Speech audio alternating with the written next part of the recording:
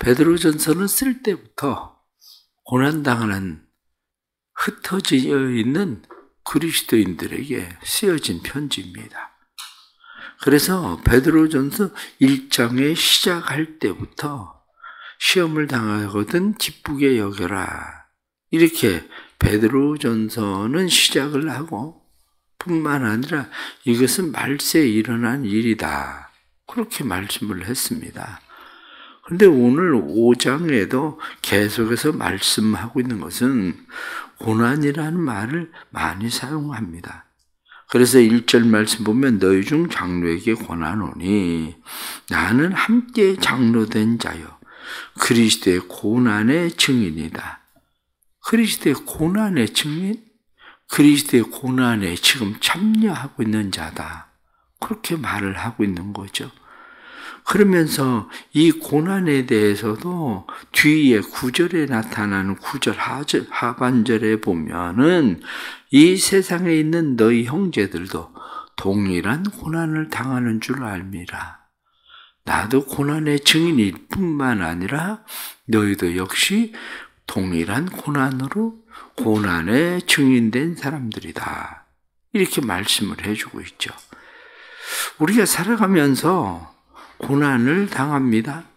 그러나 분명하게 알아야 되는 것은 고난이라고 하는 것이 다 나쁜 것만은 아니라는 거죠. 왜냐하면 고난은 나는 누군가라고 하는 것을 증명합니다. 사람이 고난을 당할 때야 비로소 내가 누군가를 증명할 수 있는 그러한 일이 됩니다. 평상시에 구정물이 가만히 가라앉아 있을 때에는 다 깨끗한 물로만 보입니다. 그러나 흔들릴 때야 비로소 그 안에 무엇이 들어있는지를 드러내는 것처럼 우리의 삶도 마찬가지로 고난이라는 것은 내가 누구인가를 알게 하는 것이 고난입니다. 뿐만 아니라 고난이라는 것은 고난을 통해서 내가 누구에게 속해 있는가를 알게 합니다. 내가 누구에게 속해 있는가? 그 이야기는 내가 기대하고 바라고 있는 것이 무엇인가를 알게 하죠. 그래서 세상적인 복만을 구하는 사람들은 고난을 당하며 하나님을 떠날 수밖에 없습니다.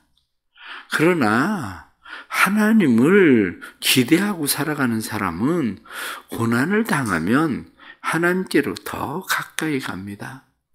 키질을 하면 쭉정이는 밖으로 날아갑니다. 그러나 키질을 하면 알고는 안으로 점점 들어오는 것처럼 고난이라고 하는 것은 내가 누구에게 속해 있는가를 알게 하는 것이 고난입니다. 그래서 고난을 당할 때에 그 사람이 정말 믿음이 있는지 하나님께 속한 사람인지 그것을 깨닫게 만들죠. 뿐만 아니라 고난이라는 것은 내가 어디로 가고 있는가를 알게 합니다. 고난이라고 하는 것은 인생의 분명한 목표, 인생의 목적, 그것이 무엇인가를 분명하게 만듭니다.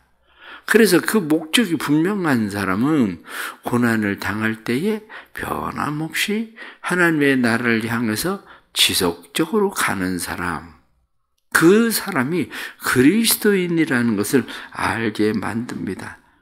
그렇기 때문에 고난에 대해서 우리가 생각해야 되는 것은 고난이라고 하는 것, 그것은 하나님의 은혜다라고 하는 겁니다. 고난이 하나님의 은혜가 되는 중요한 이유가 뭐냐? 지금 말씀을 드린 대로 고난은 내가 누구인지를 알게 하고 내가 누구에게 속해 있는지를 알게 하고 뿐만 아니라 내가 어디로 가고 있는지를 알고 깨닫게 하는 것이 우리의 삶의 고난이다. 그런 거죠. 그래서 사람들은 고난을 당하기 때문에 다 잘못되는 것은 결코 아닙니다. 밀턴이라는 사람은 시각장애인이 돼서 신라권을 썼습니다. 뿐만 아니라 아이작 와츠라는 사람은 육신의 고난, 질병으로 인해서 그런 찬송가를 900곡 이상을 찬송가를 작시합니다. 이런 모든 것들은 고난이라는 것을 통해서 오게 되죠. 그런데 오늘 성경에 나타나는 2절 말씀을 보니까 너희 중에 있는 하나님의 약물을 치되 억지로 하지 말고 자원함으로 해라. 이렇게 이야기합니다. 사도 베드로는 나도 장로다. 그런데 나와 함께 장로된 사람들에게 이야기하기를 너희도 하나님의 약물을 치는 사람들이다. 그렇게 말하는 거죠. 하나님의 약물을 친다. 그것을 보고 우리는 쉽게 이야기해서 사역, 그렇게 이야기하죠. 사역. 하나님의 일을 한다. 그런데 하나님의 일을 할 때에 건강한 사역에는 분명한 몇 가지 척도가 있습니다. 내가 하나님을 이 일을 할 때에 내가 하나님의 일을 하는 이것이 건강한 일인가 아닌가라고 하는 척도, 기준이 있어야 된다. 그런 거죠. 사역엔 기초가 있어야 됩니다. 사역의 기초가 뭐냐? 사역의 기초는 기질이 아닙니다. 사역의 기초는 인격입니다.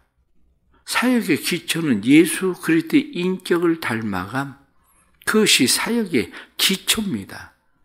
왜냐하면 기질을 가지고는 사역은 항상 기질에 따라서 엉망진창이 될 수밖에 없습니다.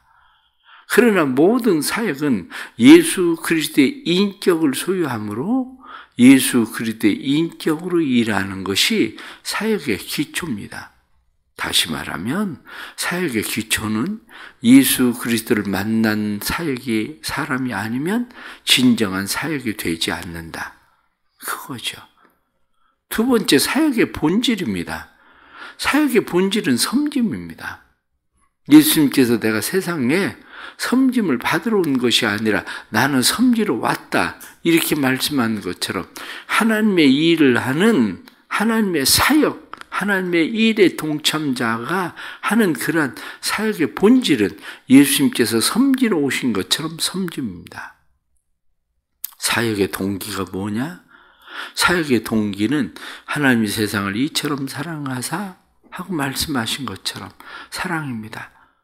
예수님께서 우리를 사랑하셔서 자기를 십자가에 내어 주신 것처럼 우리도 사랑을 입은 자로 우리도 서로 사랑해라 하고 말씀하신 대로 사랑이 입은 자로 우리가 사랑하는 일, 그것이 사역의 동기입니다.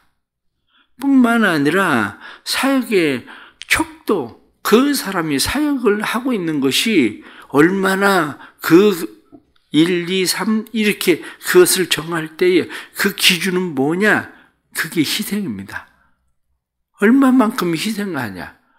예수 그리스도께서 자신을 십자가에 내어주시던 것처럼 우리를 십자가에 내어줄 수 있는 희생이 있는가 하는 그러한 일입니다. 뿐만 아니라 사역의 권위, 그렇게 이야기하면 사역의 권위는 복종이다. 예수님께서 하나님에게 철저하게 복종하시던 것처럼 아버지 할 만하시거든 이 잔을 내게서 옮기시옵소서 그러면서도 내 뜻대로 하지 마시고 아버지의 뜻대로 하십시오. 이렇게 예수님이 복종하시던 것처럼 사역은 내 기분이나 감정에 의해서가 아니라 사역은 철저한 복종, 그것이 오히려 사역의 권위다. 그렇게 이야기를 합니다. 그런데 우리가 하나님의 일을 하는 이러한 일들을 할 때에 우리가 하나님의 은혜를 힘입고 그러한 사역들을 해야 되는데 특별히 오늘은 성경에 나타난 말씀 10절 말씀을 보니까 그렇게 되어 있습니다. 모든 은혜의 하나님 곧 그리스도 안에서 너희를 부르사 자기의 영원한 영광에 들어가게 하시니가 그렇게 되어 있습니다. 모든 은혜의 하나님 이렇게 은혜는 뭐냐? 이렇게 이야기할 때 은혜는 그 뒤에 나타난 말씀처럼 하나님의 은혜는 우리가 하나님의 영광에 참여하게 하는 것이 하나님의 은혜입니다. 어떻게 우리를 하나님의 영광에 참여하게 하냐? 성경에 나타난 말씀, 10절 말씀을 보니까 너희를 온전하게 하시며, 은혜는 우리를 온전하게 한다. 굳건하게 하시며 우리를 굳게 세운다. 은혜는 강하게 하시며 은혜는 우리를 강하게 한다. 터를 견고하게 하시리라. 은혜는 우리를 견고하여 흔들리지 않게 하는 것이 은혜다. 그렇게 말할 수 있는 겁니다. 그래서 우리가 은혜라고 하는 것을 이야기할 때 바하우스라는 사람은 그렇게 이야기합니다. 바하우스는 이야기하기를 위를 향한 사랑은 예배다. 바깥을 향한 사랑, 이웃을 향한 사랑은 자비다. 허리를 굽힌 사랑이 은혜다. 그렇게 말한 겁니다. 허리를 굽힌 사랑? 그것은 은혜라고 하는 것은 왕의 행차를 할 때에 준비가 복잡하고 경비가 삼엄합니다.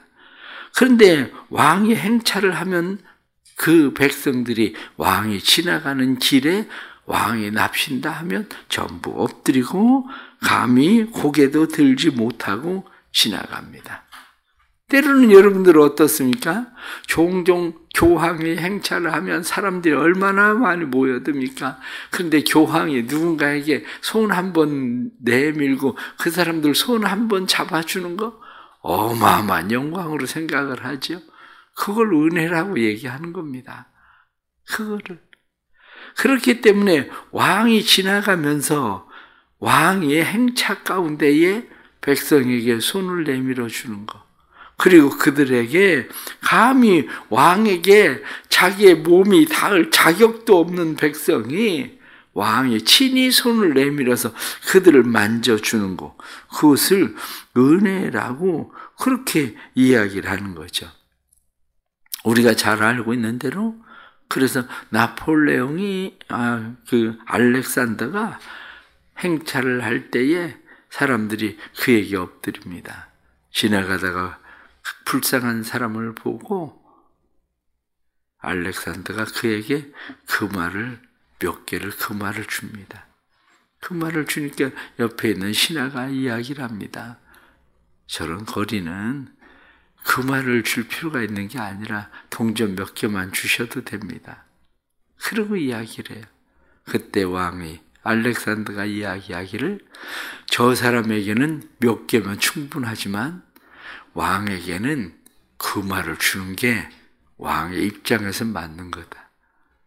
그렇습니다. 하나님께서 우리에게 베풀어 주시는 은혜죠.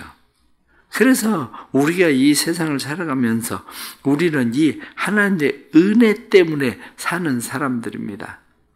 그러면 이 하나님의 은혜 때문에 사는 사람들이 하나님의 은혜를 힘입고 살면서 하나님의 은혜를 입고 살아가는데, 이 은혜를 입고 살아가는 사람들에게 문제가 생겼습니다. 그 문제는 뭐냐? 은혜를 입고 살아가는 사람들이 하나님의 은혜를 헛되게 받게 되는 그러한 일들입니다. 하나님의 은혜를 헛되게 받는 두 가지가 있는데 그 중에 하나를 비교의식이라고 말합니다. 사람들은 비교의식을 갖게 되면 자기가 받은 은혜가 헛된 것으로 만들어버립니다. 내가 받고 있는 은혜, 지금 그것이 내게 충분한데 다른 사람과 비교하기 시작하면 내가 받은 은혜가 아무것도 아닌 것처럼 사라져버려요. 그렇기 때문에 신앙생활을 하면서 비교의식을 갖는 거 대단히 조심해야 됩니다. 비교의식을 가지면 하나님의 은혜가 은혜되지 못한다 라고 하는 것을 깨달아야 됩니다. 또 하나는 통제하려는 욕망이다. 그렇게 말합니다.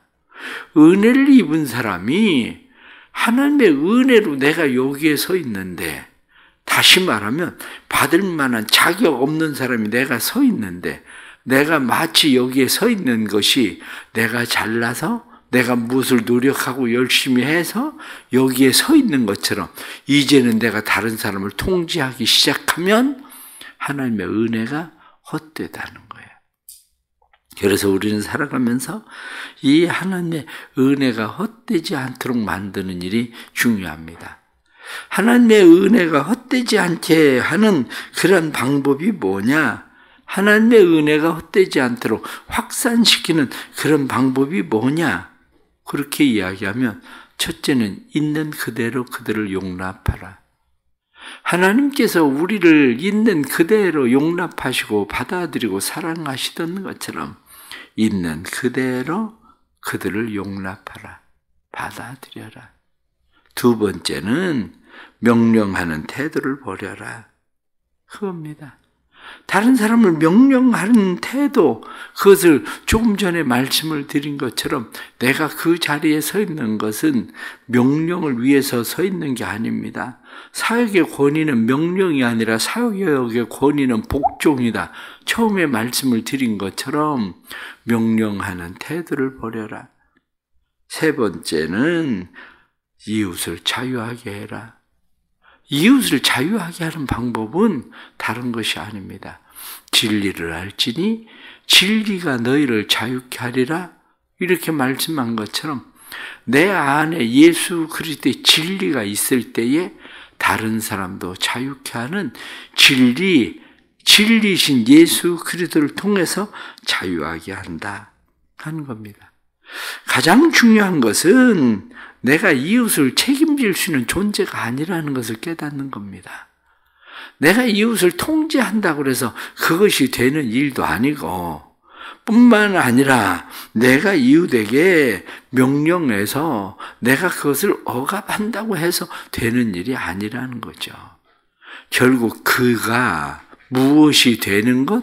그것은 하나님이 나를 만드신 것처럼, 하나님이 나를 움직이시는 것처럼 그것은 하나님의 손에 있는 것이지 내가 그것을 조정할 수 있는 자가 아니라는 것을 깨닫는 겁니다.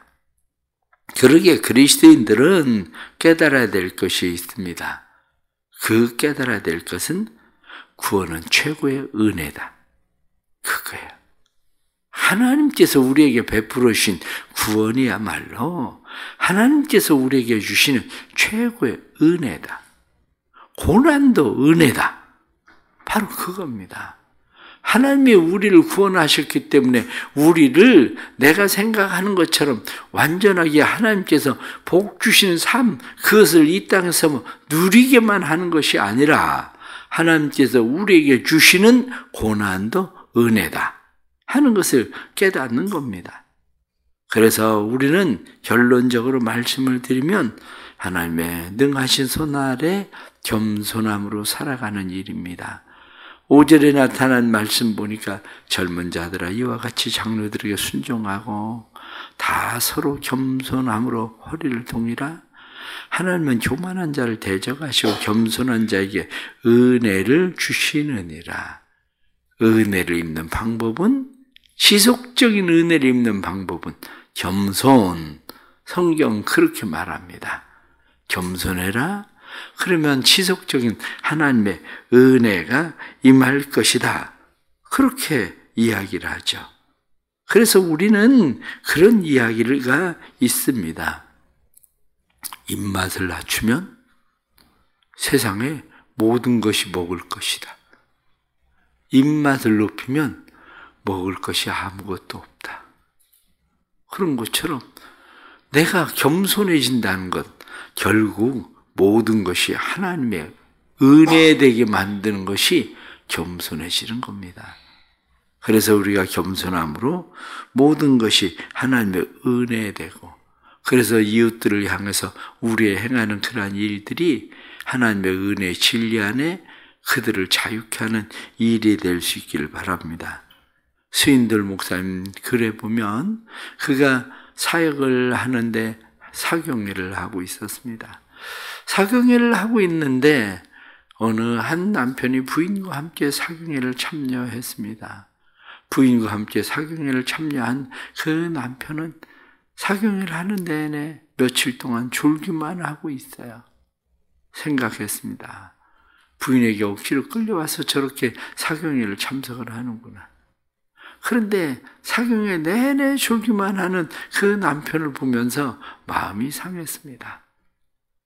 그런데 사경회가 끝나고 그 부인이 스윈돌 목사님에게 그런 이야기를 합니다. 제 남편이 암말기 환자입니다. 그런데 죽기 전에 목사님 사경회를 꼭 참석하고 싶다고 이야기를 해서 남편을 데리고 왔습니다. 그런데 통증이 너무 심해서 계속 진통제를 맞아야만 됐습니다. 진통제를 맞으니까 사람은 깔아앉고 그래도 그는 말씀을 들어보려고 애를 쓰고 있는 거였죠. 그때서야 스윈돌 목사님이 자기가 회개를 했다. 사람을 겉으로 보고 판단하는 일이 아닌데 사경회 하는 내내 자기는 그 사람이 거슬려서 자기의 마음 가운데 그러려면 굳이 왜 왔나 그런 생각을 하고 있었는데 얼마나 말씀을 사모하면 암 말긴 사람이 진통제를 맞아가며 이 자리에 와서 저렇게 앉아 있었을까 생각을 하니까 자기가 부끄럽기 그지없었다. 그런 이야기입니다. 그렇습니다. 겸손함은 사람을 겉으로 판단하는 게 아닙니다. 겉으로만 판단하는 것이 아니라 겸손함은 나를 낮추어서 그를 바라보는 것. 사실 은혜라는 것은 결국 왕이 낮추어서 그를 보는 것. 그게 은혜인 것처럼 우리도 하나님의 은혜의 사람, 겸손의 사람들이 될 수 있기를 간절히 바랍니다. 기도하겠습니다. 한 주일의 삶을 또 시작합니다. 한 주일의 삶을 시작하는데 오늘도 우리에게 허리를 굽힌 사랑, 그 은혜가 있게 해 주옵소서. 오늘도 위를 향한 하나님을 사랑함이 지난 주일의 예배가 되던 것처럼 삶 속에서도 위를 향한 하나님을 예배하는 사랑이 있게 하시고 뿐만 아니라 우리의 이웃들을 향해서 자비의 사랑을 할 수 있도록 도와주옵소서. 그러나 하나님께서 허리를 굽혀 우리를 사랑하신 은혜를 베푸신 것처럼 우리도 한 주일을 살아가면서 허리를 굽힌 사랑으로 은혜를 베풀게 하시되 겸손하게 해 주옵소서. 하나님의 손 아래서 겸손하라 말씀하신 대로 하나님의 능하신 손 아래 겸손함으로 다른 사람에게 허리를 굽힌 사랑을 베푸는 은혜의 사람들로 살아갈 수 있도록 도와주옵소서. 성령님 우리와 함께 계시고 오늘 하루도 주의 사랑 우리에게 부어주신 것처럼 우리도 하나님의 은혜 입은 자로 그 은혜가 헛되지 않도록 도와주시고 은혜 입은 자로 우리가 비교의식 버리고 다른 사람을 통제하려는 욕망을 버리고 저희들이 겸손함으로 또 하루를 살아갈 수 있도록 도와주옵소서. 사랑하는 모든 성도들에게 주께서 오늘도 함께 해주셔서 하나님이 하나님 되심을 드러내는 복 있는 삶, 하나님이 우리를 통해서 하나님의 사랑이 흘러가게 하시는 은혜를 더하여 주옵소서. 오늘도 함께 하실 하나님을 기대합니다. 믿음으로 오늘 하루를 살아가는 모든 사람들에게 하나님의 은혜가 부어지고 뿐만 아니라 우리도 은혜의 사람으로 겸손함으로 살게 해 주옵소서. 예수 그리스도의 이름 받들어 간절히 기도드리옵나이다. 아멘.